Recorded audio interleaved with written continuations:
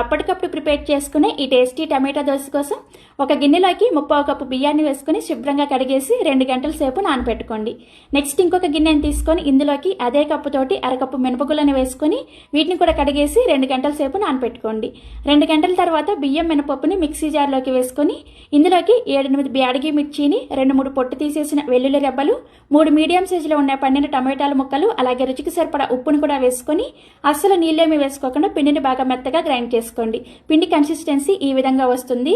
ఇలా గ్రైండ్ చేసుకున్న పిండిని ఒక గిన్నెలోకి వేసుకొని 1 గంట సేపు పక్కన పెట్టుకోండి. గంట తర్వాత పిండిలోకి అవసరమైన నీళ్ళని కొద్ది కొద్దిగా వేసుకుంటూ వీడియోలో చూపిస్తున్న ఈ కన్సిస్టెన్సీలో రెడీ చేసుకోండి. దోశల పిండి రెడీ అయిపోయింది. ఇప్పుడు దోశల పెనాన్ని వేడి చేసుకొని మంటని లో ఫ్లేమ్లో పెట్టుకొని దోశని ఇలా పలుచగా స్ప్రెడ్ చేసుకోండి. దోశ పైన పిండి తడి ఆరిపోయిన తర్వాత నెయ్యిని వేసుకొని దోశని ఇలా చక్కగా కాల్చుకొని ఈ విధంగా ఫోల్డ్ చేసుకోండి. ఫుల్ డీటెయిల్డ్ రెసిపీస్ కోసం పెండెమ్స్ కిచెన్ యూట్యూబ్ ఛానల్కి వెళ్ళి చెక్ చేయండి. Thank you.